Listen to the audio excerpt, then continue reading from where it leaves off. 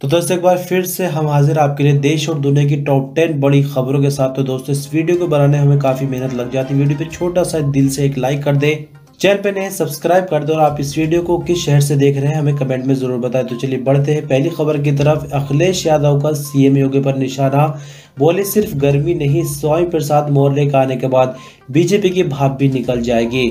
वहीं आपको बताएंगे यूक्रेन रूस तनाव के बीच आए इजराइल मध्यस्थता की पेशकश, पूरा मामला क्या है आपको बताएंगे। वहीं आपको बताएंगे दिल्ली में कोरोना पाबंदियां खत्म, कार में यात्रा कर रहे लोगों को मास्क पहनना जरूरी, जानेंगे क्या क्या और मिली है छूट। वहीं आपको बताएंगे पुतिन का तरीका खतरनाक और गैर जिम्मेदाराना, परमाणु फोर्स अलर्ट पर बोले नाटो चीफ। वहीं आपको बताएंगे जौनपुर में जया बच्चन और डिम्पल यादव ने सीएम योगी पर जमकर बोला हमला, कह दी बड़ी बड़ी बातें, क्या है पूरा मामला आपको बताएंगे। वहीं आपको बताएंगे हथियार बंद रूसी सैनिक से भिड़ गई यूक्रेन की महिला, बोली तुम लोग हमारी जमीन पर क्या कर रहे हो। इसी के साथ और भी कई बड़ी खबरें, तो वीडियो पर अंत तक बने रहिएगा। चलिए एक खबर को जानते हैं विस्तार से। इसी बीच बढ़ते हैं अगली खबर की तरफ। अखिलेश यादव का सीएम योगी पर निशाना, बोले सिर्फ गर्मी नहीं, स्वामी प्रसाद मौर्य के आने के बाद बीजेपी की भाप भी निकल जाएगी। जी हाँ दोस्तों, आपको बता दें कि समाजवादी पार्टी के मुखिया अखिलेश यादव ने उत्तर प्रदेश के कुशीनगर जिले के फाजिल नगर में रविवार को योगी आदित्यनाथ पर जमकर निशाना साधा। एक चुनावी रैली को संबोधित करते हुए उन्होंने कहा,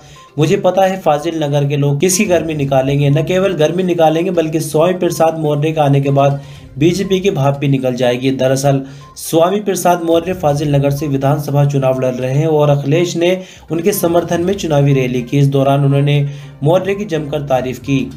इसी बीच बढ़ते अगली खबर की तरफ। रूस यूक्रेन तनाव के बीच आया इजराइल मध्यस्थता की पेशकश। जी हाँ दोस्तों, आपको बता दें कि इजराइल के प्रधानमंत्री नफ्ताली बेनेट ने यूक्रेन में लड़ाई खत्म करने के लिए मध्यस्थता की पेशकश की है। बेनेट ने रविवार को फोन पर रूसी राष्ट्रपति व्लादिमीर पुतिन से बातचीत में कहा कि इजराइल मध्यस्थता की भूमिका निभाने को तैयार है। हालांकि रूस ने उनकी पेशकश को स्वीकार किया या नहीं, अभी इसकी जानकारी सामने नहीं आई है। रूस के हमले के बाद से यूक्रेन में अब तक 64 लोगों की मौत हो चुकी है और 200 से ज्यादा लोग बुरी तरह घायल हो चुके हैं। ऐसे में अब अमेरिका ने मानवीय जरूरत और पीड़ितों की सहायता के लिए $54 मिलियन यूक्रेन को देने का फैसला किया है। अमेरिकी विदेश मंत्री ने इसकी जानकारी देते हुए कहा कि अमेरिका यूक्रेन के लोगों को करीब $54 मिलियन की अतिरिक्त मानवीय सहायता मुहैया करा रहा है। ये सहायता मानवीय संगठनों को यूक्रेन के नागरिकों को पहले से ही जरूरतमंद और रूस के अकारण और अनुचित हमलों से प्रभावित लोगों की मदद के लिए दिया जा रहा है। इसी बीच बढ़ते अगली खबर की तरफ। दिल्ली में कोरोना पाबंदियां खत्म, कार में यात्रा कर रहे लोगों को मास्क पहनना जरूरी नहीं। आइए जानते हैं क्या क्या छूट मिली है। जी हाँ दोस्तों, राजधानी दिल्ली में कोरोना के मामलों में कमी होने के बाद कोरोना वायरस प्रतिबंधों को शिथिल कर दिया गया है। दिल्ली में अब नाइट कर्फ्यू हटा दिया गया है। सभी दुकानें, शॉपिंग मॉल, रेस्टोरेंट, बार आदि अब बिना किसी पाबंदी के खुल सकेंगे और बंद हो सकेंगे। केवल स्कूल संबंधित दिशा निर्देश या पाबंदियां फिलहाल लागू रहेंगी, यानी स्कूल ऑनलाइन और ऑफलाइन दोनों तरह से चलेंगे। इसके साथ ही बस और मेट्रो में यात्री अब खड़े होकर सफर कर सकेंगे। दुकानों के खोलने और बंद करने की समय सीमा भी खत्म होगी। डीडीएमए मीटिंग में यह फैसला किया गया। इसी बीच बढ़ते अगली बड़ी खबर की तरफ। पुतिन का तरीका खतरनाक और गैर जिम्मेदाराना, परमाणु फोर्स अलर्ट पर बोले नाटो के चीफ। जी हाँ दोस्तों, रूस और यूक्रेन के बीच चल रही जंग ने खतरनाक मोड़ ले लिया है। रूसी मीडिया का यूक्रेन की ओर से रासायनिक हथियारों के प्रयोग करने के आरोप और अब रूसी राष्ट्रपति व्लादिमीर पुतिन का न्यूक्लियर फोर्स को अलर्ट पर रखने का आदेश दिया गया है। पुतिन के आदेश से ही पूरी दुनिया सकते में है। संयुक्त राष्ट्र अमेरिका समेत नाटो चीफ ने इस फैसले को खतरनाक बताया है। व्हाइट हाउस प्रवक्ता ने अपने बयान में कहा कि रूसी राष्ट्रपति व्लादिमीर पुतिन अपने कदमों से खतरनाक स्थिति पैदा कर रहे हैं। आपकी जानकारी के लिए बता दें कि पुतिन ने यूक्रेन संकट के बीच अपने परमाणु बलों को अलर्ट पर रखा है। इसी बीच बढ़ते अगली खबर की तरफ। जौनपुर में जया बच्चन और डिम्पल यादव ने सीएम योगी पर जमकर बोला हमला, कही ये बड़ी बड़ी बातें। जी हाँ दोस्तों, समाजवादी पार्टी के प्रमुख अखिलेश यादव की पत्नी डिम्पल यादव और राज्यसभा सांसद जया बच्चन ने शनिवार को जौनपुर जिले की मड़ियाहू विधानसभा क्षेत्र से पार्टी उम्मीदवार सुषमा पटेल के समर्थन में चुनावी जनसभा को संबोधित किया। इस दौरान प्रधानमंत्री नरेंद्र मोदी और मुख्यमंत्री योगी आदित्यनाथ सहित भाजपा नेताओं के अखिलेश यादव पर लगाए जा रहे परिवारवाद के आरोप पर डिम्पल यादव ने पलटवार किया।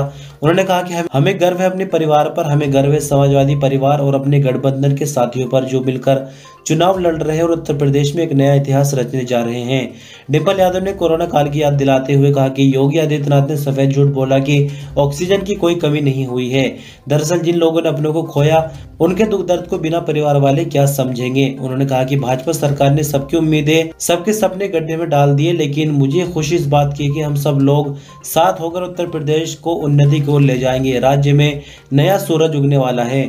इसी बीच बढ़ते अगली खबर की तरफ, हथियारबंद रूसी सैनिक से भिड़ गई यूक्रेन की महिला, बोली तुम लोग हमारी जमीन पर क्या कर रहे हो। जी हाँ दोस्तों, रूस और यूक्रेन के बीच जंग जारी है। 4 दिनों से दोनों देशों की सेना आपस में लड़ रही है। ऐसे में हमले से लेकर तबाही तक के कई वीडियो सोशल मीडिया पर वायरल हो रहे हैं। इसी बीच यूक्रेन की एक महिला के वीडियो ने लोगों को चौंका दिया है। वीडियो में एक यूक्रेनी महिला रूसी सैनिकों से भिड़ती हुई नजर आती है। खास बात यह है कि महिला बिना किसी हथियार के हथियारबंद रूसी सैनिकों से भिड़ जाती है। महिला रूसी सैनिक से कहती है तुम लोग हमारी जमीन पर क्या कर रहे हो। वीडियो में देखा जा सकता है कि एक महिला पीछे से कहीं से आती है और हथियार लिए सैनिक से बहस करने लगती है।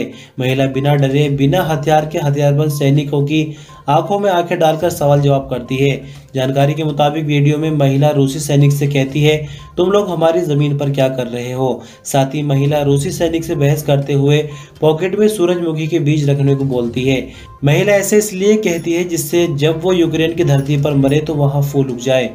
इसी बीच बढ़ते अगली खबर की तरफ, कांग्रेस को लगा बड़ा झटका। गुलाम नबी आजाद के भतीजे बीजेपी में शामिल, पीएम मोदी को लेकर कह दी ये बड़ी बातें। जी हां दोस्तों, कांग्रेस के वरिष्ठ नेता गुलाम नबी आजाद के भतीजे मुबश्शिर आजाद रविवार को भारतीय जनता पार्टी में शामिल हो गए। इस दौरान उन्होंने कहा कि वे प्रधानमंत्री नरेंद्र मोदी के जमीनी स्तर पर किए गए विकास कार्यों से प्रभावित है। गुलाम नबी आजाद के सबसे छोटे भाई लियाकत अली के बेटे मुबश्शिर आजाद ने यह भी कहा कि कांग्रेस नेतृत्व ने उनके चाचा का अपमान किया, जिससे उन्हें दुख हुआ और उन्होंने कांग्रेस से नाता तोड़ लिया है। हालांकि मुबश्शिर ने यह भी कहा कि उन्होंने बीजेपी में शामिल होने की योजना को लेकर अपने चाचा के साथ चर्चा नहीं की। मुबश्शिर आजाद और उनके समर्थकों का बीजेपी की जम्मू कश्मीर इकाई के अध्यक्ष रविंद्र रैना और पूर्व विधायक दलीप सिंह परिहार सहित अन्य वरिष्ठ नेताओं ने पार्टी में उनका स्वागत किया है। इसी बीच बढ़ते अगली खबर की तरफ, अखिलेश यादव ने अमित शाह की चुटकी, बोले 12वीं के बाद इंटर करा रहे हैं, शुक्र है 10वीं नहीं कराते।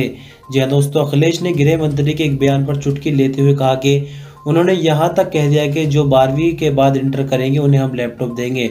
शुक्र है उन्होंने ये नहीं कहा कि 12वीं के बाद जो 10वीं पढ़ने जाएंगे हम उन्हें लैपटॉप देंगे। कैसे लोग हैं, क्या बोल रहे हैं। अखिलेश यादव ने आगे कहा कि 5 चरणों के मतदान के बाद लोगों ने मन बना लिया है कि इस बार बाबा को गोरखपुर मठ में भेज देंगे। इसी बीच बढ़ते अगली खबर की तरफ, युद्धग्रस्त यूक्रेन में फंसे भारतीयों को स्वदेश लाने में आ रही कितनी लागत, एयर इंडिया की तरफ से मिल रही है जानकारी। जी हां दोस्तों, आपको बता दें कि यूक्रेन में फंसे सैकड़ों भारतीय नागरिकों को वापस लाने के लिए संचालित की जा रही एयर इंडिया की उड़ानों पर 7 से 8 लाख रुपए प्रति घंटे की दर से लागत आ रही है। एयर इंडिया रूस के हमले का सामना कर रहे यूक्रेन में फंसे भारतीय विद्यार्थियों एवं अन्य नागरिकों को स्वदेश लाने के लिए बड़ा आकार वाले ड्रीम लाइनर विमानों का इस्तेमाल कर रही है। युद्धग्रस्त यूक्रेन के पड़ोसी देशों रोमानिया और हंगरी के हवाई अड्डों पर ये विमान उतर रहे हैं और वहां पहुंचे भारतीयों को लेकर लौट रहे हैं। अभी तक कई सौ भारतीय नागरिकों को इस अभियान के तहत वापस लाया जा चुका है। इन उड़ानों का संचालन भारत सरकार के निर्देशों पर हो रहा है। इसी बीच बढ़ते हैं आज की अगली और आखिरी खबर की तरफ। यूपी विधानसभा चुनाव के 5वें चरण में 55.7% वोटिंग, पिछली बार से 2.7% कम रहा मतदान। जी हाँ दोस्तों, यूपी विधानसभा चुनाव के 5वें चरण में 55.7% वोटिंग हुई है। पिछली बार 2017 के विधानसभा चुनाव में 58.4% मतदान हुआ था, यानी पिछली बार से करीब 2.7% कम वोटिंग इस बार देखने को मिली है। 5वें चरण में 12 जिलों की 61 विधानसभा सीटों पर मतदान हुआ था। हालांकि मतदान का आंकड़ा चुनाव आयोग की अंतिम सूचना के मुताबिक थोड़ा बदल सकता है। वैसे तो चुनाव शांतिपूर्ण रहा, लेकिन प्रतापगढ़ की कुंडा सीट से समाजवादी पार्टी प्रत्याशी गुलशन यादव अपने काफिले पर कथित रूप से हमले में मामूली रूप से घायल हो गए। पार्टी ने इसकी लिखित शिकायत चुनाव आयोग से की है। तो दोस्तों, इस तरह से आज के ये न्यूज बुलेटिन यही खत्म हो जाते। वीडियो पे छोटा सा लाइक दे सकते हैं, चैनल पर नए सब्सक्राइब कर सकते हैं ताकि इसी तरह की इन्फॉर्मेटिव वीडियोस आप तक पहुंचती रहे।